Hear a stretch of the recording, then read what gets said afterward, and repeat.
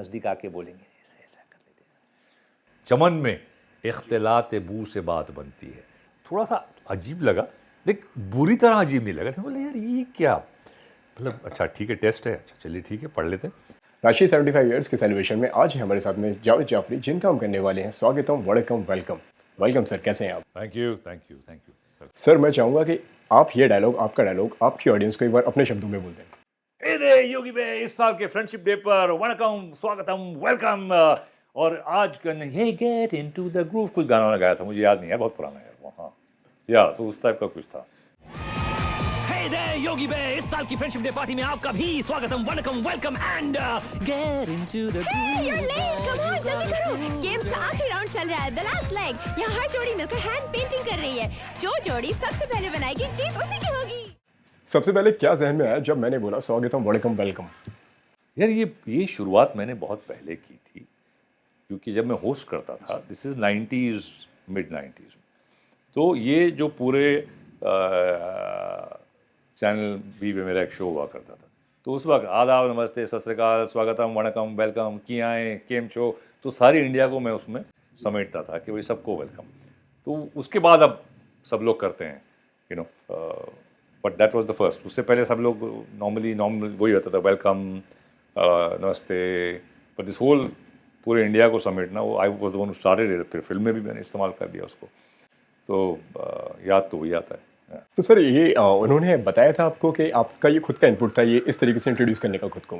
I think सूरज भाई ने उतना दिया था छूट के, भाई किस तरह से आप करना चाहेंगे, तो खुद ही बना लिया था। And he was pretty open. वो सूरज भाई एक्चुअली इज नॉट, जहाँ वो डायलॉग्स जहाँ तक लिखे हैं वो स्पेसिफिकली थोड़े पर्टिकुलर होते हैं कि अगर वो कुछ स्पेसिफिक इन्फॉर्मेशन है वगैरह, लेकिन उनके दिमाग में बहुत ही क्लियर पिक्चर होती है कि मुझे ये चाहिए।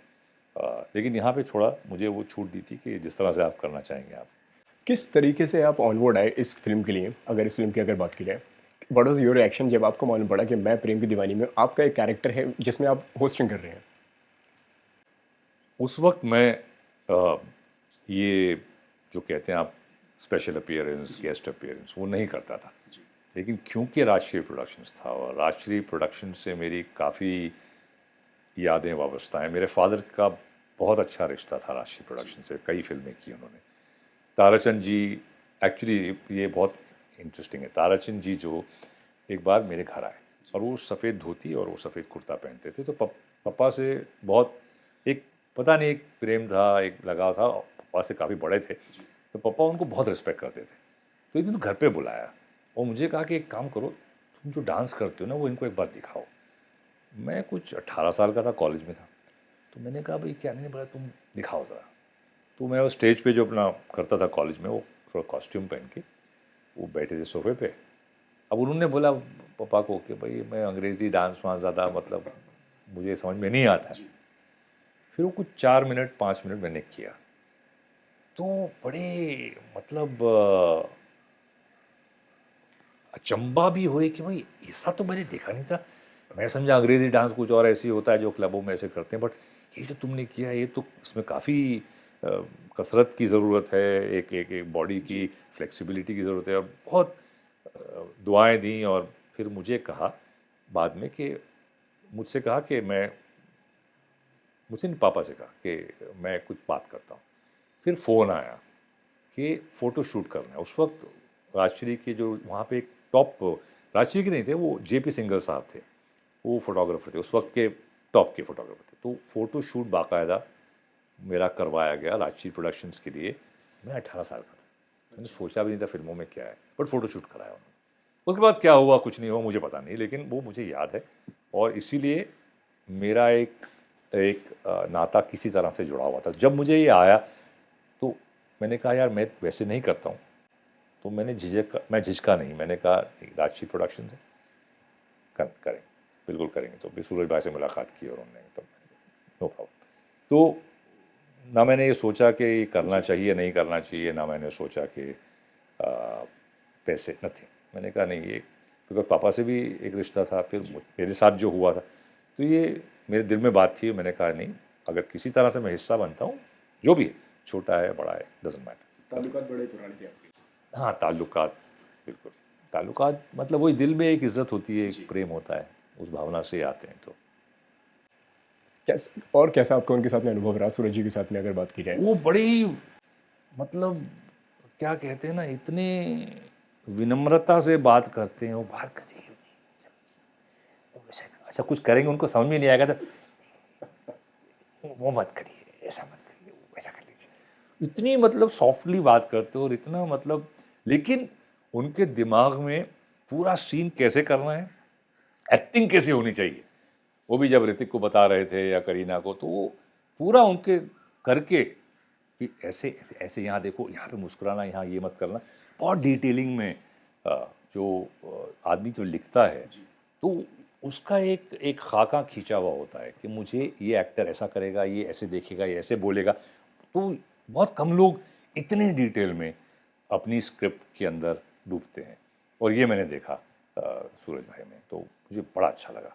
और लेकिन ये बड़े प्यार से, कुछ समझते, कोई लोग बड़े तल्ख ज़बान में बोलते हैं व्हाट आर यू डूइंग, गाली वाली दे देते हैं कभी, तो वो कभी एकदम नज़दीक आके बोलेंगे ऐसे ऐसा कर लेते हैं। तो ये हमारे फादर भी बोलते थे, जो पुराने बिमल रॉय साहब, गुरुदत्त साहब, ये लोग भी ऐसे ही काम करते थे। तो ऑब्वियसली सूरज भाई ने अपने बुज़ुर्गों से देखा होगा। और मुझे याद है राज साहब ने जब मुझे एक बार आए और एक किताब जेब से निकाली और बोला कि ये ज़रा पढ़िए, वो हिंदी में थी बाकायदा, वो पूरा हिंदी का टेस्ट हो रहा था मेरा कि आप हिंदी कैसे बोलेंगे। ऑफिस में आया था मैं, तो उन्होंने पूछा कि ये पढ़िए, तो मैंने पढ़ दी। तो मेरी ज़बान ठीक ठाक है, मेरी तलफ़ुज़ भी ठीक है, तो बाकायदा उन्होंने एक्चुअली एग्ज़ाम होता ना, अच्छा ज़रा ये पढ़िए आप। तो मुझे बड़ा मतलब इंटरेस्टिंग लगा कि मतलब एक ठीक है, एक जो एक पुराने ट्रेडिशनल लोग होते हैं कि आप इसे बोल पाएंगे क्योंकि आपको होस्ट करना है, तो आपकी ज़बान कितनी साफ़ है वगैरह। तो हिंदी श्रीलिपि में टेक्स्ट था, मैंने पढ़ लिया, तो अच्छा ठीक है, बहुत अच्छा। तो वो छोटा राज साहब के साथ हुआ था। बाकी सूरज भाई के साथ जो हुआ तो मैंने बताया आपको। जी सर, उस किताब के बारे में आपसे जानना चाहूँगा। रेणुका जी और माधुरी जी ने भी उसके बारे में बताया था, उस किताब के बारे में। क्या है उस किताब के बारे में? अच्छा चलिए, पता नहीं, वो कुछ होगी, कुछ प्रथा होगी जिस पे आधारित ये जो हम कहते हैं अमल के देखें, क्योंकि हम इन आर्टिस्ट को मेजर रोल में या जो भी है हम काम करेंगे साथ में, तो हो सकता है उनको ये देखना हो कि आप हिंदी पढ़ सकते हैं, जो उनके लिए बहुत महत्व रखता था कि आप एक हिंदुस्तान में रहते तो अपनी ज़बान को जानना और बोलना ज़रूरी है, कि आप ज़्यादा इंग्लिश में ही रह गए। तो हो सकता है कि एक अपनी सेटिस्फैक्शन के लिए वो एक करते हों। उस वक्त प्रेशर था आपके ऊपर जब आप पढ़ रहे थे? नहीं, मुझे थोड़ा सा अजीब लगा, लेकिन बुरी तरह अजीब नहीं लगा। बोले यार ये क्या, मतलब अच्छा ठीक है, टेस्ट है, अच्छा चलिए ठीक है, पढ़ लेते हैं। तो एक छोटी सी वो चोपड़ी थी, और वो नाम पता नहीं क्या था उस किताब का, लेकिन हिंदी की थी, तो वो तो पता है। और तो it was quite unusual, and एक मुस्कुराहट भी आती है अंदर अंदर कि अच्छा, बिकॉज बड़े हैं तो हम उस तरह से नहीं देखते ना कि किसी को कोई अगर कुछ पूछ रहा है और आप वो कंपनी के ही हैं और फिल्म से जुड़े हुए हैं, तो एक उनकी सोच होती है, हर एक इंसान की अलग अलग सोच होती है, तो उसमें शायद कुछ उनके लिए सेटिस्फैक्शन हो के समझने के लिए। तो मैंने कुछ मतलब ज़्यादा उस पर बाद में ध्यान नहीं दिया, लेकिन मुझे एक मुस्कुराहट आई अंदर, अच्छा चलिए अब यहाँ पहुँच गए, अभी टेस्ट देना पड़ेगा, चलिए ठीक है। और शूटिंग के दौरान की किस तरीके की मेमोरीज रही हैं आपकी? किस तरीके से आप लोग क्रिएटिवली काम को किस तरीके से डिस्कस करते हैं आप सर के साथ? ये मेरा मतलब आई थिंक 2 या 3 दिन का काम था, और वो पूरा एक गाना भी होता है, और लेकिन जो मुझे याद है वो महबूब स्टूडियो में शूटिंग हुई थी। Ladies and gentleman, concentration please. Games के रूल्स हैं। चाहे डराओ मत सबको। No rules, all is fair in love and war. Cheating allowed है। सर धीरे। हाँ तो मेहरबान करदान साहिबान, पेश है आज के गेम्स का पहला पायदान। इस गेम में हर साजन अपनी प्यारी सी सजनी को साड़ी पहनाएगा, कुछ इस तरह, मुलाहिजा फरमाइए। साड़ी में साड़ी, रूबी साड़ी, साड़ी में साड़ी, रूबी साड़ी, साड़ी में साड़ी, रूबी साड़ी। और खाना मुझे याद है, मतलब मुझे वो पूरा सिस्टम, तंदूर लगा हुआ है, गर्मा गर्म ताज़ा खाना बन रहा है और सबके लिए, सब एक टेंट में बैठे हुए हैं और वेजिटेरियन खाना था। और कहा गया था भाई हम नॉन वेज नहीं, तो आप रूम में अपने थोड़ा मंगा के खा लीजिए आप। तो मतलब सेट पे अवॉइड करते थे, ठीक है रिस्पेक्ट करना है तो बिल्कुल। तो हालांकि मुझे वो इतना अच्छा वेजिटेरियन था, मैंने शायद 2-3 दिन में एक ही बार कुछ नॉनवेज मंगा के खा लिया था, बाकी तो वही। और इतना लजीज खाना था, और वो एटीट्यूड्स के सारे वर्कर्स एक साथ एक जगह पे, सबको गर्म खाना मिलेगा, ऐसा नहीं है कि स्टार है, एक्टर है, कोई नहीं। तो ये बात मुझे बड़ी अच्छी लगी थी, तो याद है मुझे, हमेशा मैं बोलता भी हूँ कई जगहों पे कि एक वो एटीट्यूड होता है हमारे, सबकी respect, and that film making में मायने रखता है, क्योंकि जो लोग काम करते हैं फिर वो उसी एक एहसास और रिस्पेक्ट से वो भी काम करते हैं, उतने ही प्यार से। और एक कहते हैं ना, बैटरी चार्ज हो जाती है इंसान की, नहीं यार ये सामने वाला हमको इतनी रिस्पेक्ट दे रहा है, तो काम करने वो खुद अपने दिल से काम करता है फिर, न कि ये कि हाँ ठीक है यार मतलब पैसे मिल रहे हैं काम कर रहे हैं, नहीं। एक रिस्पेक्ट, पैसे के साथ जब रिस्पेक्ट मिलती है तो एक अलग काम निकल के आता है। कुछ अलग अलग अनुभव रहा आपका, क्योंकि बाकी जहाँ तक मैंने सेट्स देखे हैं उसमें ये सब नहीं होता है।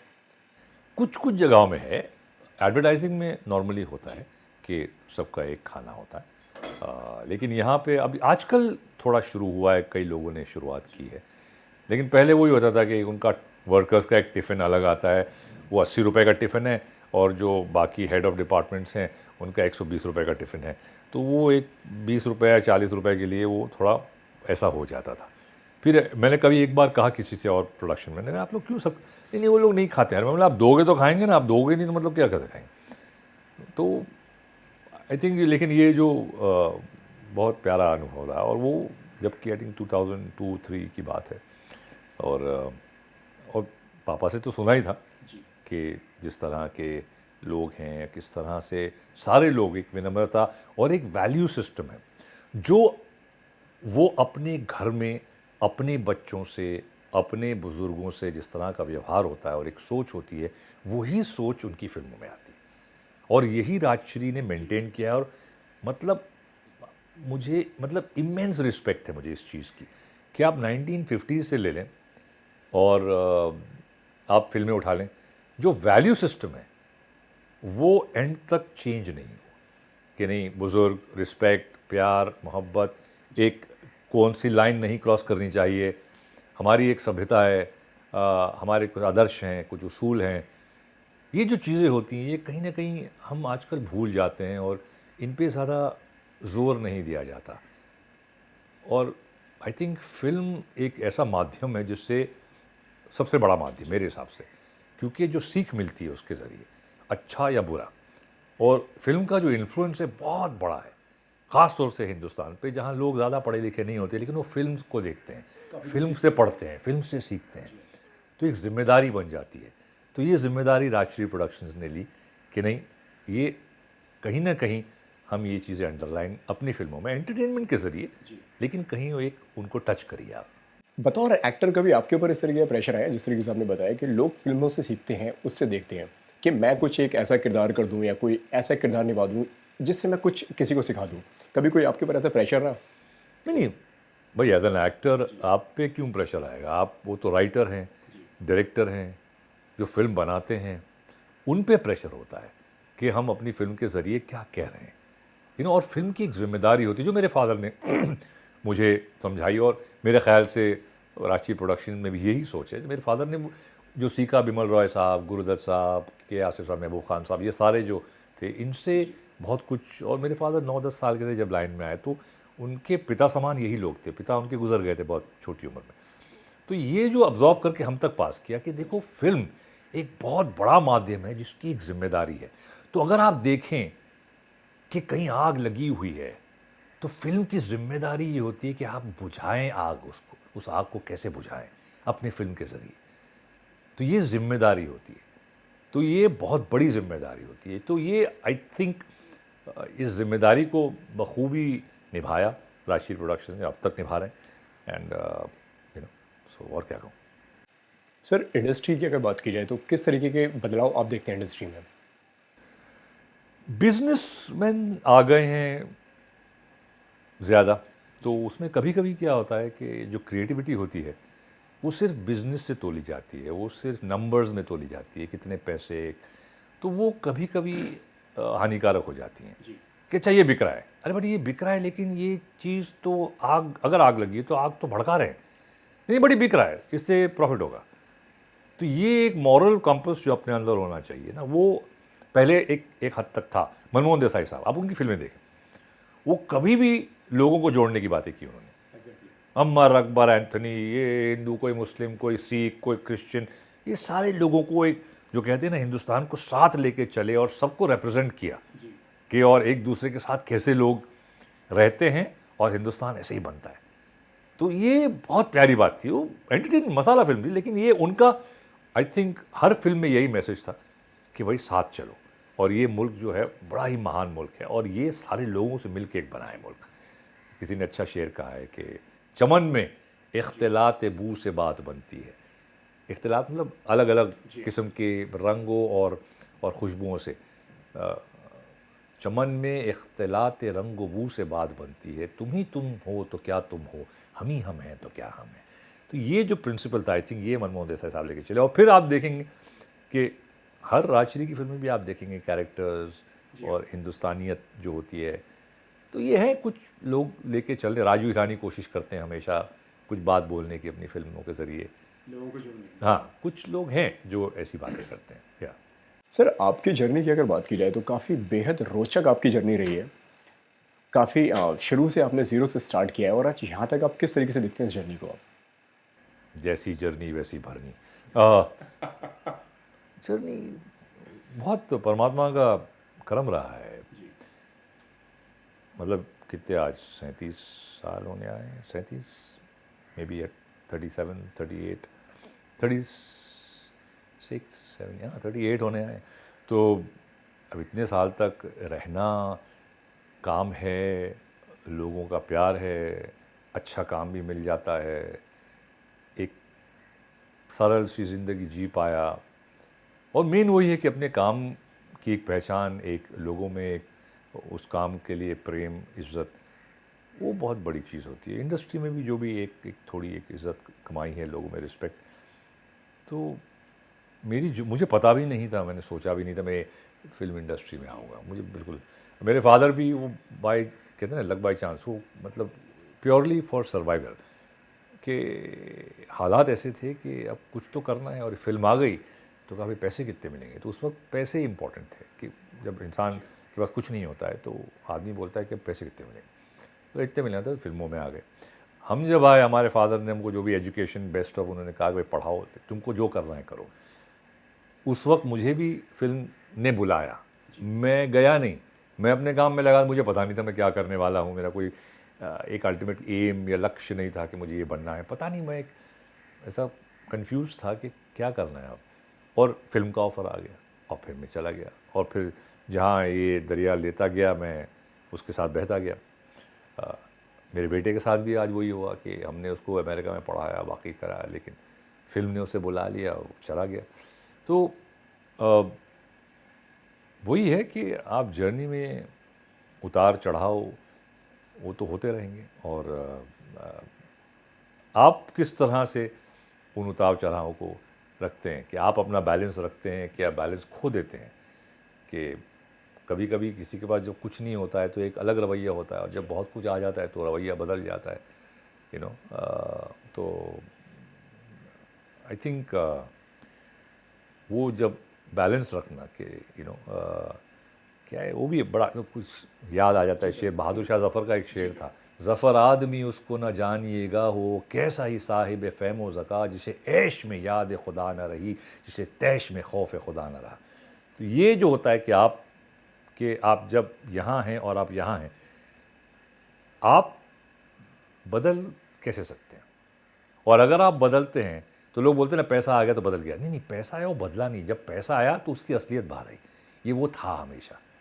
तो बोलते हैं बदलता नहीं है आदमी, जो होता है वो निकल के आता है कि अब पैसा है, पावर है मेरे पास।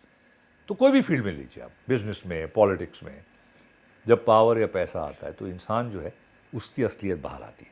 तो हमारे फादर ने हमको यही सिखाया कि भाई ये अपने आप वो चेंज नहीं होना चाहिए आपका। 37 साल की जर्नी में कोई एक ऐसा एक्टर या कोई फिल्म प्रोड्यूसर या डायरेक्टर कोई एक जो जिनका भी आप नाम लेना चाहें, जिनके बारे में बताना चाहें कि हाँ 37 साल में मैंने इस इंसान को बदलते हुए नहीं देखा? अब जो पुराने थे उनको मैंने वैसे ही देखा, अब जो मेरे फादर के वक्त के थे अब तो बहुत कम साथ ही रह गए उनके। आई थिंक दिलीप साहब लास्ट थे, मेरे फादर गुजरे 2020 में, दिलीप साहब उसके बाद एक साल, बाकी जो साथी थे उनके जो उस वक्त सब एवरीबडी इज गॉन, कोई नहीं है। तो अब फॉर एग्जाम्पल बाद में बने जैसे शत्रुघ्न सिन्हा साहब आए, धर्म जी आए, इनको मैंने वैसे ही देखा, आज भी वैसे ही हैं। जब मैं बचपन में उनको देखा था वैसे ही थे। तो उनका रवैया मैंने देखा कि वैसे ही है। डायरेक्टर्स में अब सूरज भाई से ज़्यादा मतलब वही 20 साल हो गए होंगे जब देख रहा हूँ, वैसे ही हैं। लेकिन उससे पुराने और बाकी लोग हैं नहीं, लेकिन जो थे वो बदले नहीं थे। अब तो आई थिंक हैं आज भी, लेकिन जो मेरे साथ जो चले हैं, कुछ लोग हैं जो बदल से जाते हैं, लेकिन जो वैसे ही रहे हैं, आई थिंक नाना पाटेकर को मैंने देखा है, वो जो हैं वो प्रिटी मच वो वैसे ही है, वो खेतों में किसानों के साथ अपना वो ज़मीन से जुड़े हुए हैं, वो वैसे ही। तो एक नाम तो डेफिनेटली नसीर भाई हैं, वो भी अपने थिएटर से जुड़े हुए, तो जिनको मैं इतने सालों से जानता हूँ।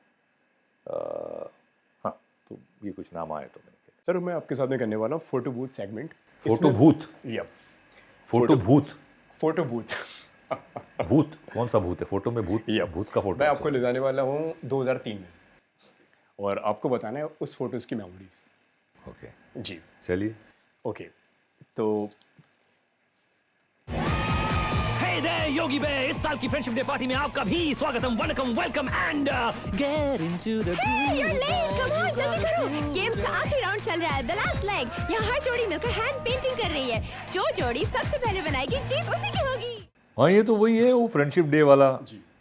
आई थिंक ये ओपनिंग का ये हो जो, हाँ वनकम वेलकम, जी मेरे ख्याल से वो महबूब स्टूडियो में ही था, ये सेट लगा हुआ था जी जो फर्स्ट था। फिर रूबी भाटिया आती हैं और निकल के जाती हैं, तो आई थिंक दे वो ओपनिंग का शॉट था। ये जो टी शर्ट पहनी है इसमें, ये अब मुझे याद है, ये मेरी पर्सनल टी शर्ट थी, पता नहीं किसी वजह से मैंने पहनी। और ये जो कपड़े भी बनाए थे, आई थिंक जो भी उस वक्त कंपनी के, आई थिंक कंपनी के थे, उन्होंने कहा था आप अपना बनवा लीजिए, और कलर्स का सिर्फ बताया था। तो ये मैंने, बिकॉज मैं खुद अपने कपड़े जहाँ मोस्टली मैं इन्वॉल्व होता हूँ कि क्या डिज़ाइन है, क्या पहनना है, तो ये आई थिंक मैं इसमें इन्वॉल्व था।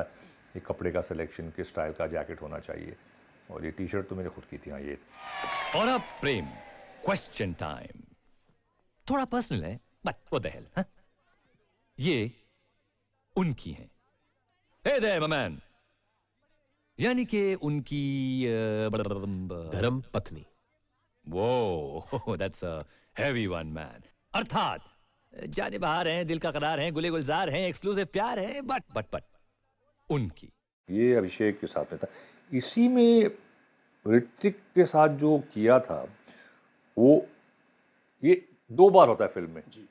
एक ऋतिक जो थे उनके साथ एक छोटा पोर्शन था, आई थिंक 16 बीट का 32 बीट का था कुछ, तो साथ में डांस करना था। तो हमने रिहर्सल अलग से मुझे कराई थी और ऋतिक को अलग से कराई थी। जब सेट पे आए थे तो ऋतिक जो है ना बहुत अपना काम पूरा रिहर्स करके आते हैं, तो आई एम यूज्ड टू, मतलब कभी इम्प्रोव करना है कुछ कर लेते हैं। तो मैंने उस वक्त एक ध्यान आया कि ऐसा कुछ कर लेते हैं, तो ऋतिक थोड़ा बोले नहीं भाई, थोड़ा वो मैं प्रैक्टिस करके या वो चेंज करेंगे, तो फिर राज भाई ने बोला नहीं, तो मेरा ठीक है चलिए।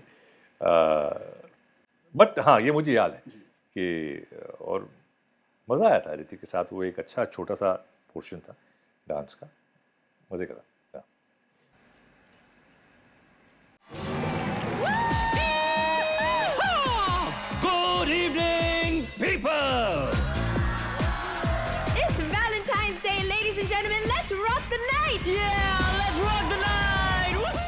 रूबी भाटिया को गोद ले लिया मैंने। हाँ, ये तो आई थिंक ये वैलेंटाइन डे, ये एंड का ही है मेरे ख्याल से। और यहाँ पे हाँ, रूबी भाटिया को गोद ले लिया था। रूबी भाटिया से मेरा हम चैनल वी में साथ में थे, मतलब उसका उनका शो अलग था, मेरा शो अलग था। और बहुत प्यारी लड़की है और अब बहुत अच्छा भी करती थी जो। तो ये हाँ, ये गोद में उठा के जो लेके आए थे, लंबी चौड़ी थी, पंजाबी, थोड़ी तगड़ी थी, तो वेट तो था अच्छा खासा। लेकिन हाँ, ये गोद लिया है मैंने रूबी भाटिया को। और ओ माय गोद। हाँ, तो हाँ, लेकिन हो गया था उस वक्त, ठीक थे, थोड़ा ताकत वाकत ठीक ठाक ठीक, उठा लिया। लास्टली सर, क्या कहना चाहेंगे आप दर्शकों से जाते जाते, जो भी आप कहना चाहें? अच्छी फिल्मों को सराहें, ये मैं कहना चाहूँगा। जो अच्छी फिल्में होती हैं उनको इनकरेज करें, बहुत ज़रूरी होता है। क्योंकि जिस नीयत से कुछ लोग अच्छी फिल्में बनाते हैं कि नहीं एंटरटेनमेंट भी हो लेकिन कुछ अच्छी बातें भी कही जाएं, तो ऐसी फिल्मों का ज़रूरी होता है कि आप सिनेमा में जाके देखें। क्योंकि आप बोलेंगे नहीं नहीं इसको हम टीवी पे देख लेंगे, तो वो एक तरह से, और ये कोई भी फील्ड में हो, जो कोई अच्छा काम कर रहा है ना उसके सपोर्ट में आना ज़रूरी होता है आई थिंक। और वो नीयत आपको समझ में आ जाएगी कि ये फिल्म किस नीयत से बनाई गई है और क्या कहने के लिए बनाई गई। ठीक है, कभी ऊंच नीच हो जाती है, कभी आपको कुछ समझ में नहीं आता है, लेकिन सिनेमा में जाके देखना एक तरह से आपका भी एक थोड़ा सा फ़र्ज़ बनता है कि, क्योंकि फिर फिल्म बनाएंगे नहीं लोग इस तरह की, फिर बोलेंगे नहीं ये नहीं चलती है, तो फिर अलग किस्म की फिल्में बनेंगी जो सिर्फ बिज़नेस को देखती हैं, जो सिर्फ नंबर्स को देखती हैं। तो कुछ जो चीज़ें कोई लोग अच्छी बातें कहने की कोशिश करते हैं, तो आई थिंक हमारी भी एज दर्शक एक जिम्मेदारी होती है कि आप भी उसको प्रोत्साहन दें और सिनेमा में देखें फिल्मों को।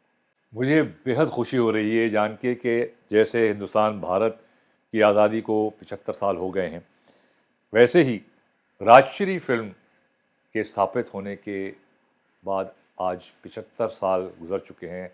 1947 में इस्टेब्लिश की गई थी ये कंपनी।